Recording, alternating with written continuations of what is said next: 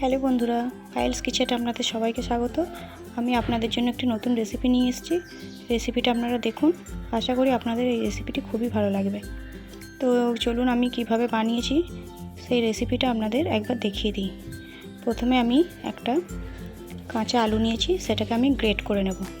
একটু মিডিয়াম মোটা করে যে গ্রেটারটা হয় সেটাতে আমি আলুটাকে গ্রেট করে নেব। গ্রেট করার পর এটাকে ভালোভাবে ধুয়ে নেব জল দিয়ে ধোয়ার পর এটাকে আমি হালকা করে সেদ্ধ করে নেব। একদম 60-70% সেদ্ধ হবে, খুব বেশি সেদ্ধ করার প্রয়োজন নেই। এইভাবে আমি সেদ্ধ করে নেব। এবার একটা বড় ছাঁকনিতে আমি এটাকে ছেঁকে নেব। এটাকে ছেঁকে ভালোভাবে জলটা আমি ঝরিয়ে নেব। জলটা ঝরানোর পর এটাকে কমপ্লিটলি আমি ঠান্ডা করে নেব। একদম এটা ঠান্ডা থাকবে, সেই অবস্থাতে আমি এর মধ্যে ছোটো বাটির 1 বাটি মতো কর্নফ্লাওয়ার অ্যাড করলাম। কর্নফ্লাওয়ারটা আমি ভালোভাবে হাতে করে মিশিয়ে নেব। দিয়ে আমি দেখব বাইন্ডিংয়ের জন্য যে এটা আমার হাতে এইভাবে ঠিক লাড়ু হচ্ছে নাকি। তো আমি এটা দেখে নিলাম এইভাবে যে আমার এটা ঠিকঠাকই আছে। তো এইভাবে আমি এবার এটাকে চ্যাপটা করে একটা শেপ দিয়ে নেব।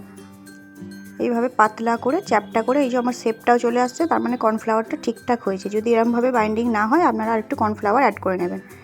এই দেখুন, এইগুলো আমি করে ফ্রিজে রেখেছিলাম, তাহলে আরেকটু টাইট হয়ে যাবে এবং এটা ফ্রাই করলে আরও ক্রিস্পি হবে।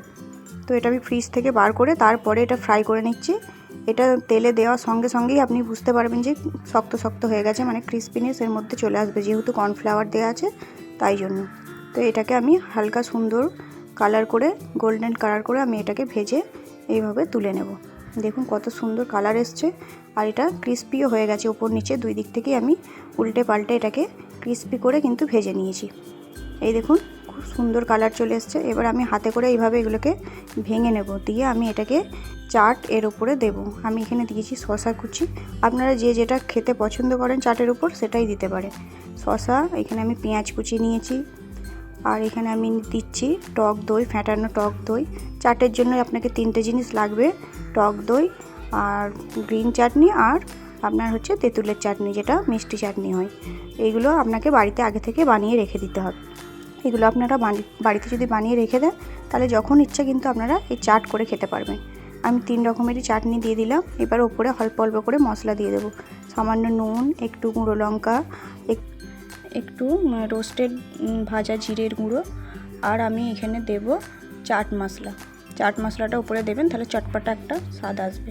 তো এইভাবে আপনারা যে যেটা মশলা ইচ্ছা দিতে পারেন। আর দিয়ে দেবো এখানে সেউ ভাজা বা ঝুরি ভাজা, যেটা চাটেতে লাগে। তো আমি এগুলো দিয়ে সব সুন্দর করে সাজিয়ে নিয়েছি। আপনারা চাটের উপর যে যেটা খেতে পছন্দ করেন টমেটো কুচিও দিতে পারেন। একবার বানিয়ে দেখবেন, আশা করি এই রেসিপিটা আপনাদের খুব ভালো লাগবে।